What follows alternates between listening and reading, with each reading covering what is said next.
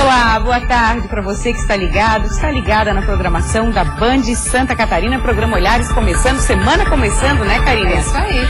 E no Olhares de hoje você vai ver como foram as manifestações que tomaram as ruas de várias cidades catarinenses neste domingo. O país precisa mudar e a gente precisa de alguma forma tá fazendo essa reivindicação, a gente tem que estar na rua pedindo essa mudança. Vamos falar também sobre a tragédia no norte do estado. Uma perícia deve apontar as causas do acidente com o ônibus na Serra Dona Francisca. 51 pessoas morreram. Vai ser feita análise do local, dos fatos, e também análise mecânica, né, no veículo, tacógrafo, identificação do local, marcas de frenagem, se acontecer, para tentar determinar a dinâmica dos fatos.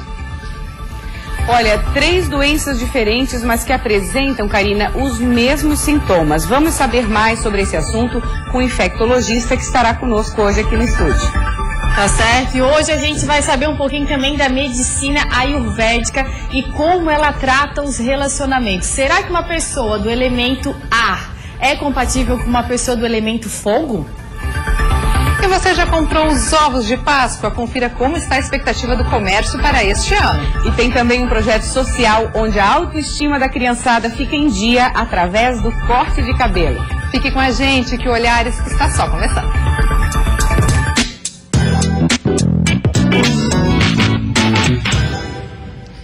Até o momento foram confirmados 502 casos de dengue em Santa Catarina. Deste total, 401 foram contraídos em Itajaí. Por isso, a cidade tenta adotar medidas para ajudar a combater o mosquito transmissor. Complicado, né, Karina? A Câmara de Vereadores aprovou um projeto de lei para evitar a proliferação da dengue.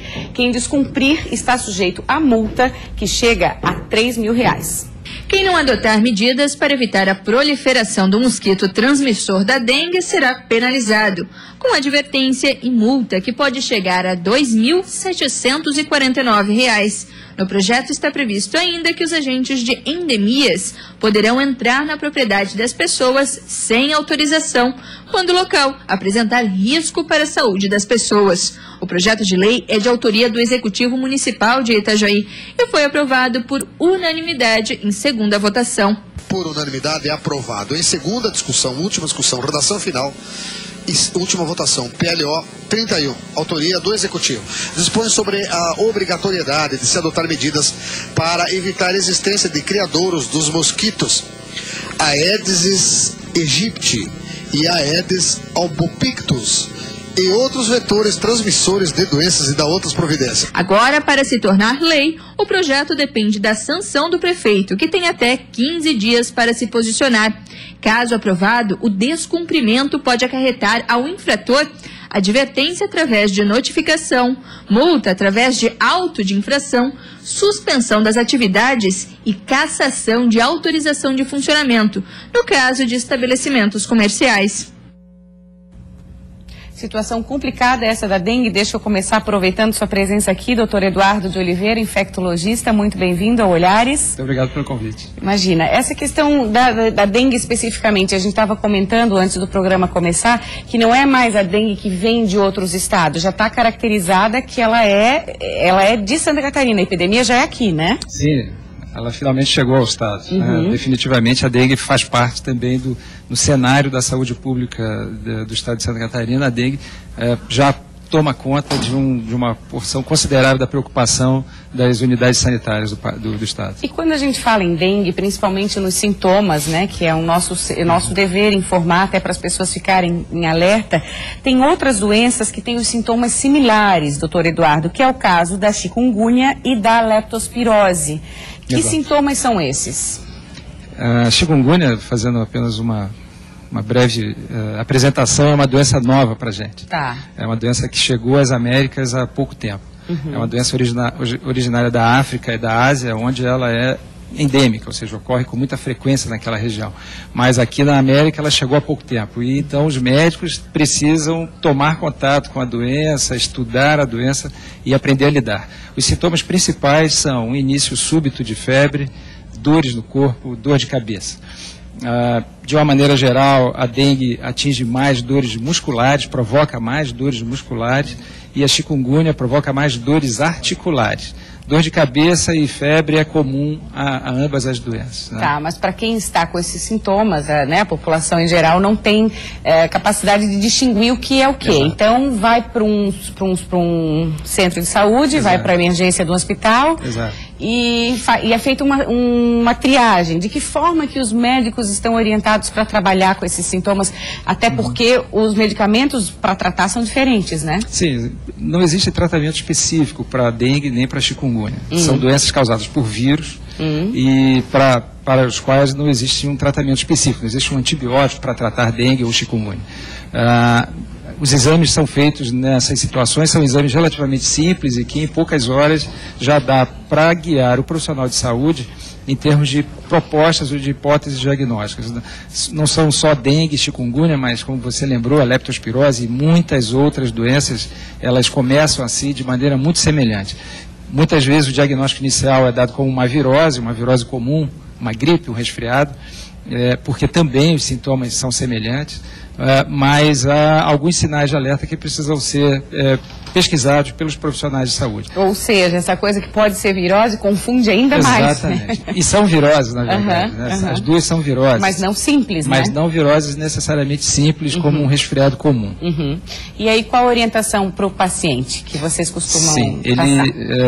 Todos os pacientes que estiveram em áreas com casos de dengue relatado aqui no estado, na última semana, nos últimos 10 até 14 dias, e que apresentem quadro súbito de febre, dor no corpo, prostração, dores musculares ou dores articulares, acompanhado ou não de erupção de pele, porque isso também pode acontecer, como se fosse uma rubéola, uma alergia. Né? Tá.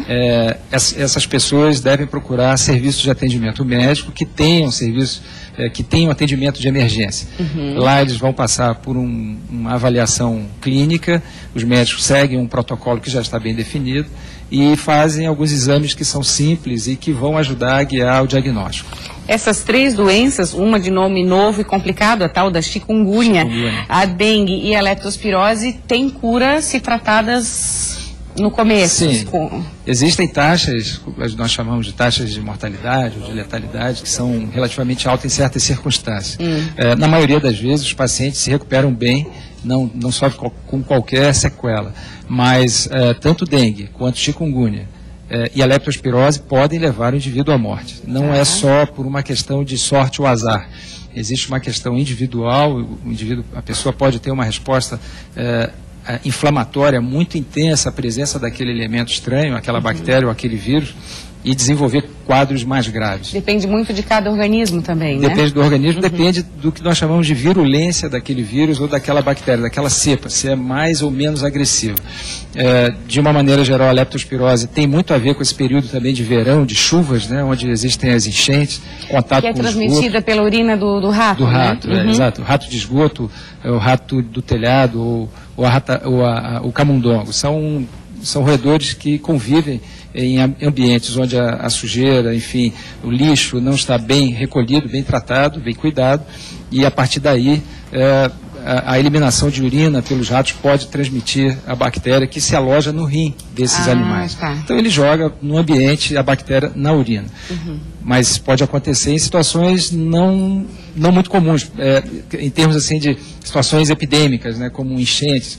Um indivíduo que lava o canil da sua casa, onde a comida do cachorro fica por horas, uma madrugada inteira, à disposição dos ratos que podem vir comer a ração do cachorro, aquele ambiente pode estar contaminado. Então aquela pessoa que vai lavar o canil do seu cão de estimação, do seu cão de guarda, pode sofrer com a leptospirose da mesma forma que a pessoa que entrou em contato com água de enchente. Então todo cuidado é pouco, não deixar alimentos como ração de cachorro, de gato, o que for, à disposição desses roedores, porque pode se tornar um grave problema para a família dele. Tá certo. Gostei da entrevista. Obrigada pelo alerta. Obrigada pela sua participação. Foi um prazer. Agora a Karina está trazendo aí informações de um fim de semana que foi marcado por uma tragédia em Santa Catarina, que foi acidente com um ônibus no norte do estado, né, Karina? É isso mesmo, feira na Serra Dona Francisca, no norte do estado. 51 passageiros morreram, 15 eram homens, 20 mulheres, 5 adolescentes e 11 crianças. O grupo seguia para um evento religioso. Mais de 200 profissionais trabalharam no resgate dos feridos e na remoção dos corpos. Um acidente que comoveu o estado e que já é considerado o maior da história de Santa Catarina. O ônibus da empresa Costa Mar Turismo de União da Vitória, Paraná, caiu em uma ribanceira de aproximadamente 400 metros na SC 418, no norte de Santa Catarina. O local, conhecido como Serra Dona Francisca, é bastante sinuoso e onde o veículo parou é uma mata fechada de difícil acesso. Pelo menos 15 ambulâncias de toda a região e helicópteros de resgate ajudaram na remoção dos corpos e dos feridos. Até o momento nós já retiramos todas as vítimas aí com vida, foram encaminhadas aí aos hospitais de referência. É um local de difícil acesso, né? Por isso a demora também, mas a gente está trazendo isso tudo, o IGP já está no local também para fazer a remoção desses corpos. No momento do acidente, muitos motoristas ajudaram no resgate. Rogério foi um dos primeiros a chegar no local e prestar socorro às vítimas. Mais ou menos 5h30 eu só escutei o estouro. Aí quando eu escutei o estouro, acordei e o pessoal já tinha ido. Aí eu fui atrás deles, eu ajudei os bombeiros já a chegar lá e a começar a trazer o pessoal que estava ainda com vida. O grupo de passageiros cruzava Santa Catarina e seguia para um evento religioso em Guaratuba, também no Paraná. O resgate durou toda a madrugada de sábado. 51 pessoas morreram. A polícia abriu um inquérito para apurar as causas do acidente. Até o momento, a principal hipótese é que o motorista tenha ficado sem freios ao descer a serra e perdido o controle do veículo. O transporte dos corpos foi realizado por familiares durante o domingo. As vítimas estão sendo veladas em um ginásio na cidade de União da Vitória, região sul do Paraná. O acidente já é considerado o maior da história de Santa Catarina. E nessa tragédia, 8 passageiros sobreviveram. 7 continuam internados em hospitais da região norte. O prefeito de Joinville decretou luto oficial de 3 dias. Este vídeo, feito no local do acidente, mostra o momento em que foram encontrados os primeiros sobreviventes. Aqui tem uma criança, aqui tem uma criança. Calma, garotinha, calma, garotinha. Fica tranquilo. Aqui tem uma criança, aqui na frente. Calma. Calma, que a gente vai te ajudar, tá? Mais de 200 profissionais trabalharam no resgate às vítimas e na remoção dos corpos. 51 pessoas morreram. Os corpos foram encaminhados para o ML de Joinville. Na manhã de domingo, familiares começaram a chegar para reconhecer as vítimas. Já fomos se reunindo, todos os parentes, vizinhos, fomos se reunindo para vir para cá. Daí eu e meu primo aqui fomos os primeiros que viemos para cá, né? Saímos de lá, era 00:30. Chegamos aqui, era 6 horas da manhã. A gente foi num lugar, daí mandava ir para outro, daí não tinha uma lista, daí dali a pouco apareceu uma lista com nome que dizia que era a lista dos que estavam no ônibus, daí dali a pouco aquela lista era dos que tinham entrado em óbito, então ficou tudo confuso, sabe? A última vítima só foi localizada na noite de ontem, quando o ônibus foi retirado para que se inicie o trabalho da perícia. Vai ser feita análise do local, dos fatos, e também análise mecânica, né, no veículo, tacógrafo, identificação do local, marcas de frenagem, se acontecer, para tentar determinar a dinâmica dos fatos. A maioria dos corpos foi transportada em um caminhão frigorífico para o velório coletivo em União da Vitória, no sul do Paraná. A Polícia Civil de Santa Catarina já começou a apurar as causas do acidente. O inquérito foi instaurado no sábado. A hipótese mais provável é que a tragédia tenha sido provocada pela falta de freios. A superlotação no ônibus também vai ser investigada. E vai buscar responder questões essenciais. Primeiro, a condição de trafegabilidade e as condições mecânicas desse veículo e principalmente as condições de saúde do condutor do veículo. Qual é o seu estado de saúde? Se ele eventualmente foi acometido de algum mal súbito, se ele estava nas suas condições físicas tranquilas e normais. 8 passageiros sobreviveram, 7 continuam internados em hospitais da região. São 4 adultos, 1 adolescente e 2 crianças. 2 passageiros já foram ouvidos pela polícia. O prefeito de Joinville decretou luto oficial de 3 dias. Essa é considerada a maior tragédia em rodovias de Santa Catarina. E a realização da Festa do Pinhão deste ano ainda é uma dúvida. Isso porque hoje deve sair a decisão da Justiça sobre o pedido do Ministério Público, que ajuizou na última semana uma ação civil pública pedindo a suspensão do contrato entre a Prefeitura de Lages e a empresa Gabi Produções, que é responsável pela organização e realização da festa. Segundo a decisão do Ministério Público, durante as investigações do GAECO, foi apurado que a empresa GDO Produções, que estava proibida de realizar eventos com o poder público devido a uma ação judicial, usou a empresa vencedora da licitação no ano passado, a Gabi Produções, como fachada para organizar e realizar a Festa do Pinhão. Ainda de acordo com as investigações, o processo licitatório foi fraudulento e direcionado. Por isso, o Ministério Público pediu a suspensão do contrato da Gabi Produções com a Prefeitura de Lages, que deve ser analisada pelo juiz Silvio Orsato na tarde de hoje. Sobre a manutenção da festa, caso a empresa não possa realizá-la, o prefeito em exercício, Tony Duarte, disse que só irá se manifestar após a decisão da Justiça.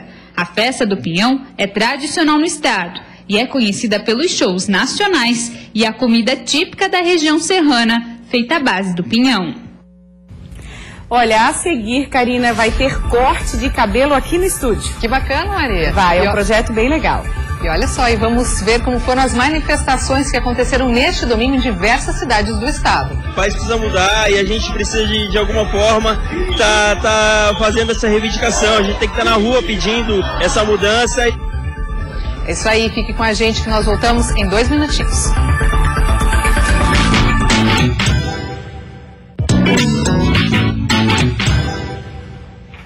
Estamos de volta com o programa Olhares, agora 1h28 e a semana começa com tempo instável. A maioria das regiões amanheceu com sol, mas a chuva deve aparecer agora à tarde. Vamos ver no mapa?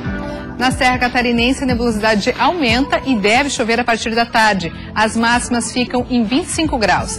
Na Grande Florianópolis, na região norte e no sul do estado, os termômetros marcam até 32 e 33 graus, com possibilidade de pancadas de chuva entre a tarde e a noite. No oeste catarinense, dia de sol entre nuvens, com máxima de 30 graus. No Vale do Itajaí, faz até 29 graus e o tempo deve ficar instável a partir da tarde, com chance de chuva isolada.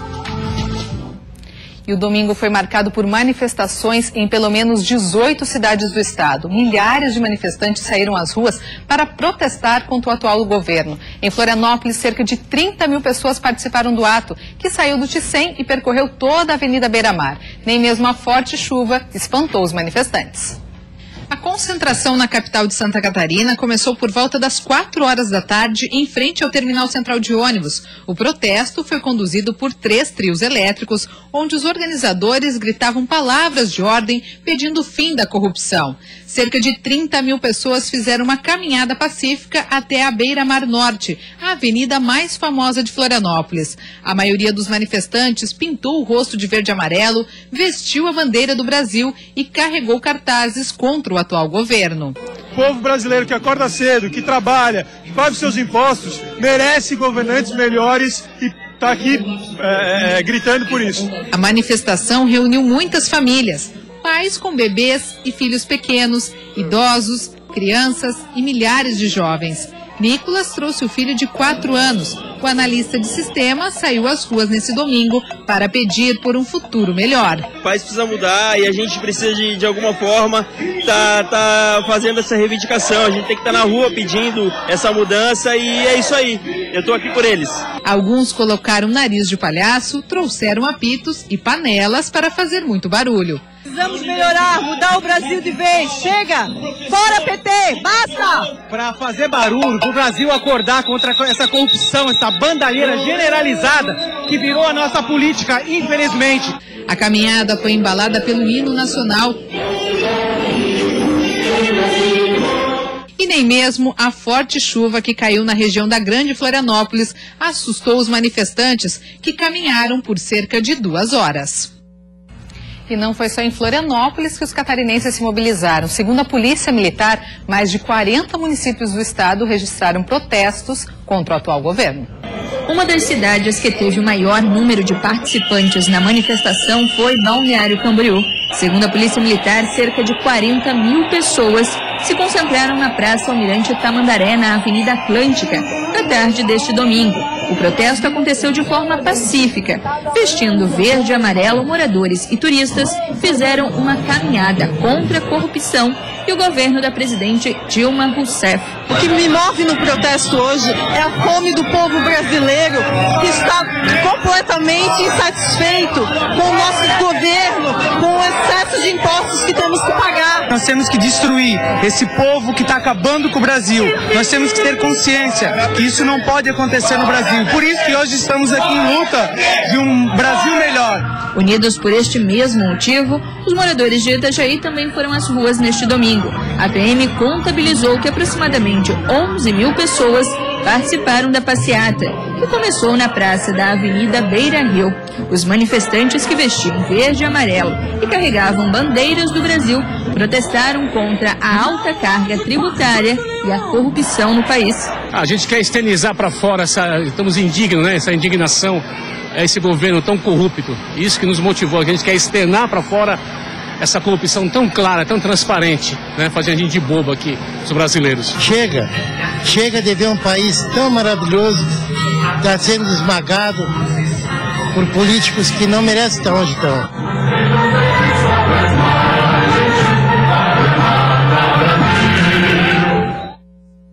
Domingo de manifestações também na Serra, na região oeste e no sul do estado.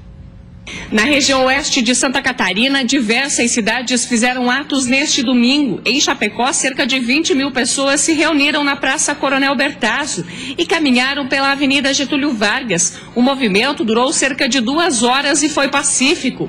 Em Lages, na Serra, de acordo com a Polícia Militar, cerca de 7 mil pessoas fizeram uma caminhada saindo da Praça Correia Pinto até a Catedral da cidade. A movimentação terminou por volta do meio-dia e não foi registrado nenhum tumulto. No sul do estado, em Criciúma, o protesto iniciou por volta das 15 horas. Segundo a Polícia Militar, 15 mil pessoas participaram do ato.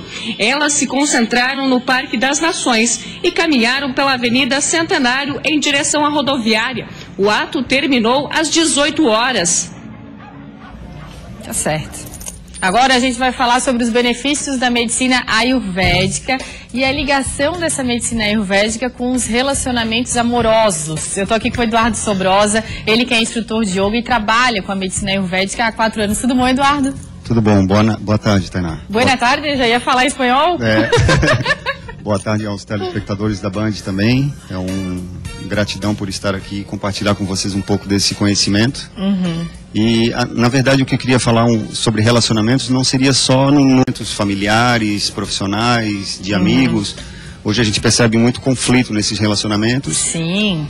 E para quem conhece um pouco da medicina ayurvédica, isso que é a medicina indiana, tradicional medicina indiana, ajuda muito dentro dos relacionamentos quando a gente sabe um pouquinho mais sobre os biotipos que essa medicina classificou os seres humanos. Primeiro, o que é a medicina ayurvédica? Qual que é a diferença da medicina ayurvédica para a medicina tradicional, para essa medicina ocidental que a gente tem aqui, né? Certo. Em primeiro lugar, ela é uma medicina preventiva.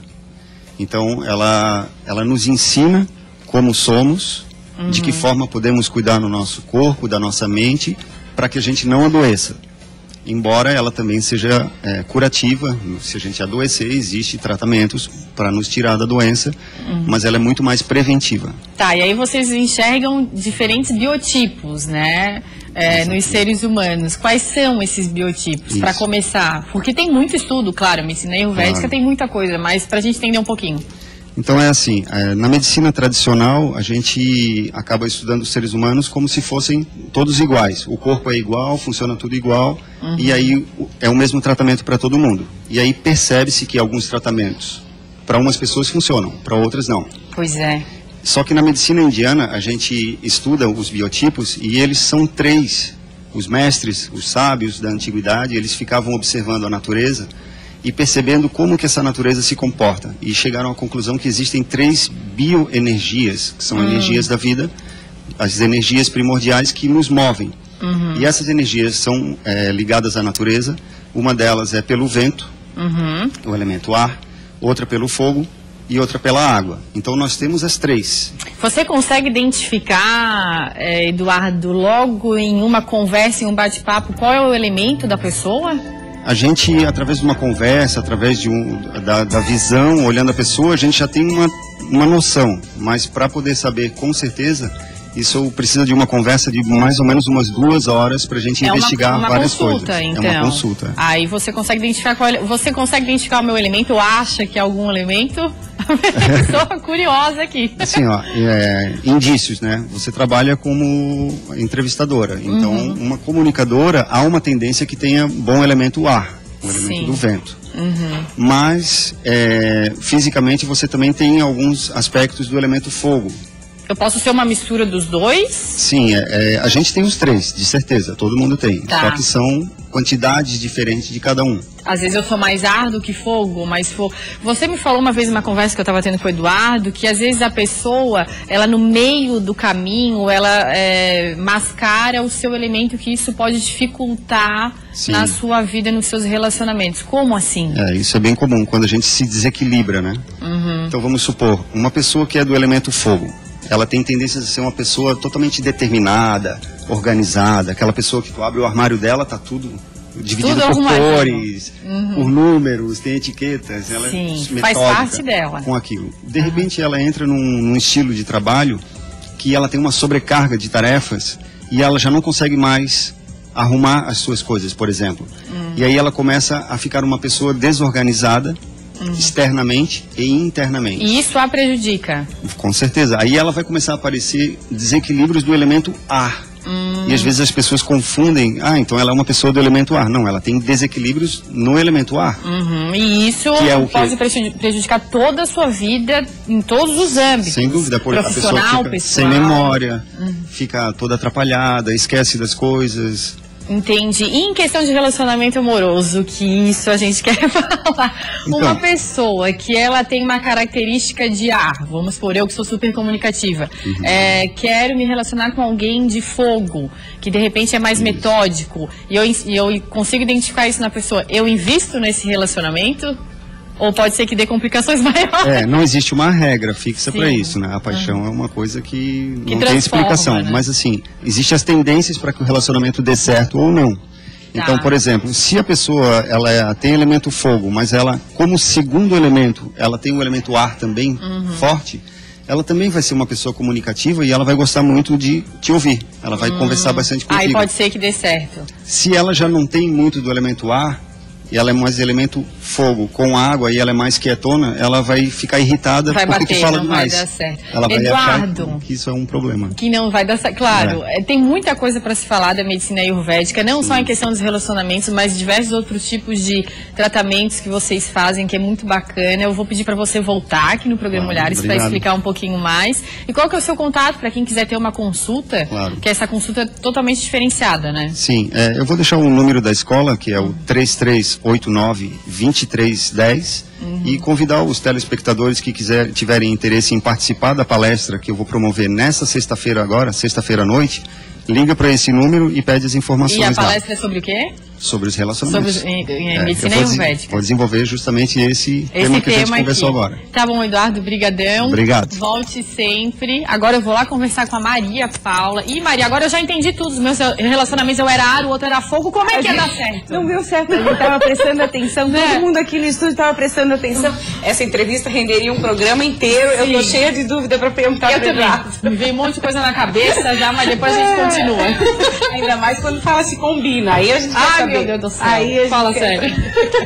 Olha, mas agora vamos mostrar esse projeto lindo aqui, desenvolvido pelo Ed Carlos, que ninguém conhece como Ed Carlos, conhece como Ed Fé. Corretamente. É isso? Ed Fé? Ele é de fé, Tainá. Ele é de fé mesmo. Sejam bem-vindos, o Lucas também, o André, é um prazer tê-los aqui. Um projeto bacana que começou em 2013. Conta pra gente como é que surgiu a ideia. A ideia surgiu através da dificuldade que muita criança tem, né, cara? De condições dos pais, condições financeiras, e a gente vê que, poxa, com um simples detalhe a gente consegue agradar a criançada, entendeu? E qual que é esse detalhe que faz toda a diferença para essa molecada? Qual é o seu trabalho? Meu trabalho é sobre corte de cabelo, mas com foco um pouco mais avançado, que é o foco de poder ensinar aquilo que Deus me ensinou, que eu não aprendi, né? Através de curso, eu aprendi pelo esforço e a vontade de fugir do mundo do crime, das coisas que acaba atrapalhando um pouco o futuro da criançada, né? Aí você entrou nessa profissão. Entrei nessa profissão. Corta cabelo de crianças carentes em qual comunidade aqui de Florianópolis, que é um trabalho bem lindo que você faz. Então, eu vinha há um tempo atrás tentando fazer só com a criançada de orfanato, né? E não deu certo, né? Pois é, ele estava falando das dificuldades disso, de entrar num orfanato para cortar cabelo, uma coisa em princípio simples, né? Pois é. É muito difícil. E às vezes a gente vai lá feliz e acaba saindo triste, não só pelo fato de você não poder agradar uma criança, mas pelo fato de você não conseguir realizar um simples desejo para eles. Mas o que é muita burocracia? É muita burocracia, a justiça não ajuda, né? Não ajuda, às vezes até tem um fato que ocorreu uma vez no bairro Bela Vista, de uma das crianças que a gente tentava fazer um projeto lá e acabou que essa criança, o irmão dele fugiu da casa lá e acabou que ele acabou morrendo, né? Se queimou lá dentro da casa lá. Aí foi aonde eu quis entender. Poxa, se para proibir que alguma pessoa faça algo de bom para uma criança é tão difícil, e para evitar que isso aconteça, por que não é, né? Então é algo que, poxa, a gente pensa, meu Deus, como é que pode? Você querendo fazer o bem e impedido de fazer o bem. E a gente ser impedido disso. E tanta coisa ruim acontecendo por aí, né? Tanta coisa ruim acontecendo. Mas para quem tem dinheiro no dia a dia para cortar o cabelo, é uma coisa normal, eu corto o cabelo. Para quem tem aquele dinheiro contadinho, né, o corte de cabelo acaba ficando para depois, né? É uma coisa na ponta do lápis mesmo. E você vem com essa boa ação, né? Como é que a criançada reage, assim? Eu sei que eles... Depois eu vou conversar com o Lucas. Ele não tá reagindo porque ele tá meio tímido ainda, eu mas já sei tá com que cabelo eles pedem muito cabelo inspirado nos ídolos, não é assim? Exato. O que eles muito pedem jogador mais? de futebol, né, cara? O foco deles hoje é isso aí. Eu quero ter o cabelo do Cristiano Ronaldo, eu quero o cabelo do Neymar. Eu costumo dizer agora até para eles que é o seguinte... O Neymar é jogador, mas o cabelo de vocês está melhor do que o dele. O Neymar deu uma fraquejada nos cortes e nos estilos, né? Tá meio esquisito. Tá meio esquisito. Não, mas a molecada pede. E olha só... Pega a Tainá pra conversar com o Lucas aí. Lucas, oi, tudo bom? Quantos anos você tem? 8. Mora onde? No Zanelato. No Jardim Zanelato. E ele que corta aqui o teu cabelo? É. E tu gosta? Fica do jeito que você quer? Uhum. Pediu o cabelo de quem aqui? Pediu de algum jogador de futebol? Em específico? Não. Não, deixou pra ele cortar do jeito Ele confia, ele senta na cadeira e o Ed... o André é o pai dele que tá aqui. Tudo bem, André? Conta pra gente, você é incentivador também do projeto do Ed. Qual que é a importância do projeto? A importância do projeto dele é como ele falou, né? Que a nossa comunidade, a gente mora em 4 comunidades, né? São 4 comunidades. E muitas crianças têm a oportunidade de ter o dinheiro de ir cortar, mas muitas crianças não têm a oportunidade. E o trabalho dele eu acho um trabalho muito bonito. Eu mesmo, particularmente, já fui no salão cortar meu cabelo e não tinha pra cortar no meu filho. Ele pegou meu filho e disse, não, posso trabalhar no cabelo dele? Ele não corta no cabelo do meu filho. Então foi uma coisa que pra mim me abalou bastante, né? Pra você, qual a importância desse trabalho que você tem em retorno? Olha, cara, o retorno pra mim é me sentir bem consigo mesmo. Eu costumo dizer que é o seguinte, não adianta só a gente ter saúde, não adianta só a gente agradecer a Deus. Só o fato de você dormir e acordar no outro dia com um sorriso na cara, para estar dando continuidade àquilo que a gente gosta de fazer, isso já é ótimo. Vai muito além, né? Vai muito além do corte de cabelo. O seu exemplo já serve de exemplo para a criançada, né? Só um exemplo. A gente acabou sendo um pouco atrapalhado, porque, poxa, a criançada saía da escola e passava a maior parte do tempo deles ali na frente do salão. Entendeu? Eles se virou ponto, Tainá, virou ponto. E isso eu acabei fechando o salão, porque algumas pessoas começaram a dizer que ali estava se tornando uma bagunça e tal. Aquela velha história, né? Onde tem brilho, sempre vai existir. Alguém tem que apagar esse brilho, mas tem que continuar, né? Não vou parar, cara, não vou parar. A minha meta mesmo é poder retribuir sempre, porque uma criança é o ser mais verdadeiro que existe na face da terra. Ele vai começar, né? Vai começar no final. Mas vai cortar mais cabelo dele ainda, gente, do Lucas? Tinha um corte estiloso nele aí. Mãos à obra, que no próximo bloco a gente volta para ver como é que ficou o resultado e tem mais informações com a Karina. E você já comprou os ovos de Páscoa? Ainda não? Então prepare o bolso, que os chocolates estão mais caros. E mesmo assim, o comércio ainda espera um aumento de 6% nas vendas. Não saia daí que nós voltamos já já.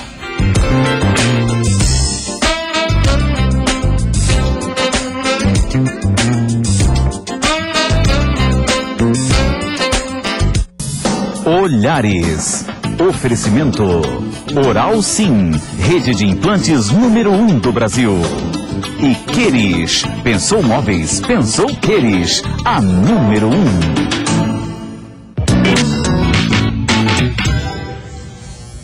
Muita gente pensa em ter o próprio negócio, mas acaba deixando a ideia de lado quando pensa nos custos, não é mesmo? Pois agora existem escritórios compartilhados, onde o profissional que não tem um local para trabalhar utiliza o espaço e serviços pagando apenas por aquilo que usa. É uma ideia bem bacana, é chamada economia que tem a ver com colaborar, né? Isso aí. É uma tendência que está ganhando força e recentemente chegou a Joaçaba. Vamos ver.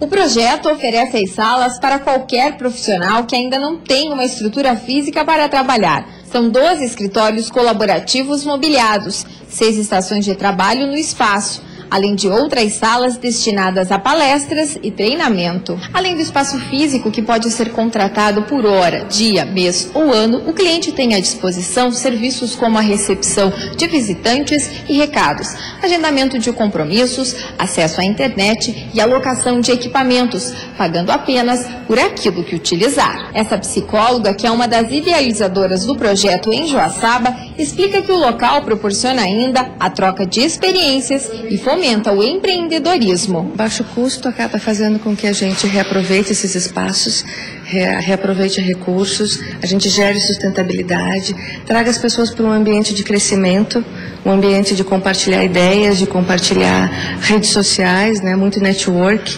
e acabar principalmente reconectando as pessoas. O espaço está funcionando há cerca de um mês. Entre os profissionais instalados está Emanuele, que é psicóloga. Essa é a sua 3ª semana de atendimento no local. É uma oportunidade de ter um espaço legal, adequado para os atendimentos e ao mesmo tempo num custo mais tranquilo, não fica tão oneroso, e é uma baita oportunidade também para compartilhar com outras pessoas. Que bacana. Olha, agora eu vou chamar o Minuto Bem Viver com a apresentadora Roberta Dietrich. Hoje ela vai falar pra gente sobre a importância da iluminação num projeto de decoração. Oi meninas, tudo bem? Em quase 9 anos do programa Bem Viver, eu já entrevistei incontáveis arquitetos. E quase todos dizem a mesma coisa. A iluminação é uma das partes mais importantes do projeto. Por isso, quando você for fazer uma reforma, quando você for construir, não arrisque. Contrate um profissional especializado, inclusive hoje já tem arquitetos especializados em iluminação, para fazer um projeto luminotécnico bacana. Porque a iluminação não tem o objetivo só de clarear o ambiente, não. Ela valoriza obras de arte e ela cria cenas, por exemplo, mais romântica, mais aconchegante, própria para o descanso ou até área de trabalho. Portanto, invista num profissional. Ele vai indicar os pontos adequados, o tipo de lâmpada também própria para cada ambiente e, é claro, as luminárias que também têm um caráter decorativo. Gostaram da dica, meninas? Beijo grande. Sábado, a partir do meio-dia, tem mais informação sobre arquitetura e decoração no programa Bem Viver. Obrigada, Roberta. E a Páscoa está chegando e o comércio já se prepara para a venda dos famosos ovos de chocolate. A expectativa da Associação Catarinense de Supermercados é que as vendas aumentem 6% este ano e os consumidores já podem ir preparando o bolso. Faltando menos de um mês para a Páscoa, já é possível encontrar supermercados recheados de ovos de chocolate. As famosas parreiras com os ovos de Páscoa invadem os estabelecimentos comerciais.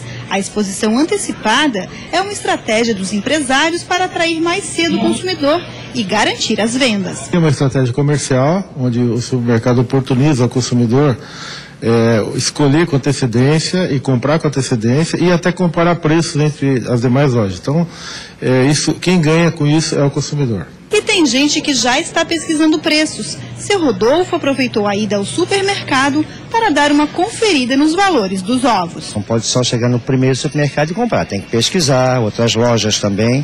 E a gente sabe que depois dessa inflação aí, isso vai ser um pouquinho salgado. E mais uma vez o consumidor deve preparar o bolso. É que este ano os ovos de Páscoa estão em média 10% mais caros. E esse foi o fator que levou a Associação Catarinense de Supermercados a projetar um crescimento tímido nas vendas, de apenas 6% em relação ao ano passado. Nós tivemos um período inflacionado, né, nesse período de 2014, fretes, o próprio cacau, que muitas vezes é importado, isso pode ocasionar um certo aumento na ponto de venda do supermercado. Mas, se vocês perceberem, existem nos supermercados uma gama de preços, né, de concorrência entre as lojas, visando fazer com que o consumidor possa ter a oportunidade de comprar mais barato. Para driblar a crise, esta rede de supermercados ampliou em 20% o estoque de bombons, uma opção mais barata para presentear na Páscoa. Mas a expectativa é que aumente o consumo na parte de bombons, até porque a procura das caixas de bombom é que os clientes estão migrando em virtude até do preço do bombom estar mais em conta do que o ovo de chocolate, né? E para aqueles que não conseguem deixar a data passar em branco, o jeito é pesquisar e escolher uma opção que caiba tanto no gosto quanto no bolso.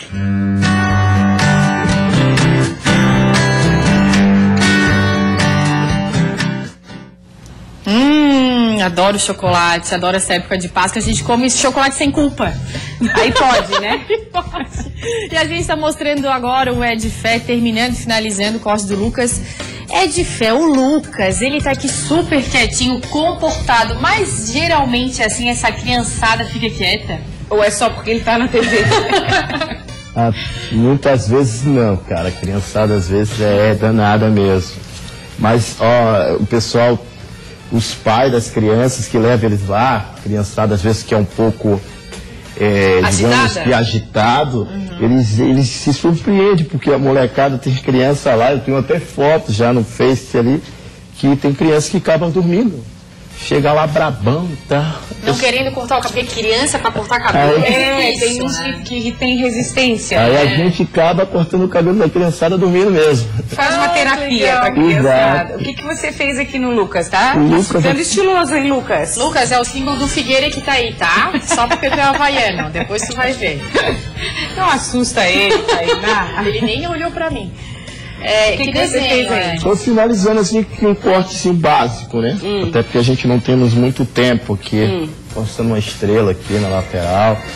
E a criançada pede desenho bastante? A criançada pede desenho? Pede. Cadê o microfone? Quero saber dele o que ele achou agora que ele viu, né? Cadê o microfone? Cadê o microfone pro Lucas? Dali, ó, tem um microfone ali, ó, Rato, no sofá. Calma, Lucas. E agora que ele olhou, assim, ele... Ó, o antes do Lucas e agora a gente tá vendo depois. Lucas, tá gostando? Você se viu ali, né? Gostou do desenho? Gostei. Ah, então tá bom. Eu adorei essa estrela aí. Eu gostei também. Pra manter o corte, ele tem que fazer de quanto em quanto tempo? Às vezes 15 dias, 10. Aí, tem muita criança que tá toda sexta lá, só crescer um pouquinho já. Mas eles vão por causa de ti também, né? É uma simpatia, faz um trabalho super bom, eles gostam de ti, já vão lá pra te incomodar também, né? Também. Já deu pra perceber que o pessoal gosta de ti. Gosta de ficar junto, perto, né? Gosta. Ô pai, é assim mesmo, o povo assim gosta mesmo. Bastante dele lá. Gosta, nossa. Lá é como diz ele, é o ponto. É o ponto de encontro da galera. É o ponto de Você encontro. falou no Face, você tem página no Face, qual é? Pra quem quiser conhecer mais seu projeto. Ed Carlos Cardoso. Ed Carlos Cardoso. Tá. Só dá uma olhada lá, tem um monte de fotos dos nossos cortes e tal. Tá.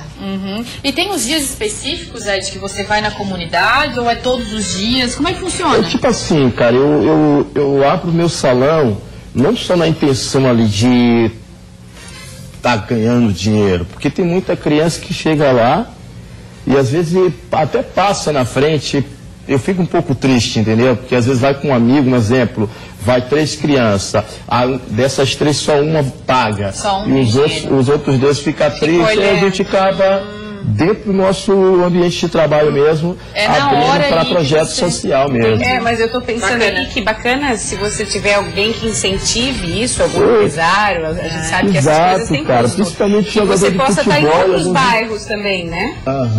Para crescer, né? Para crescer, né? Exato, cara, pra gente poder estar devolvendo o mínimo, né? Sim. Querido, obrigada, é um prazer enorme te conhecer. É uma simpatia mesmo, né, Maria?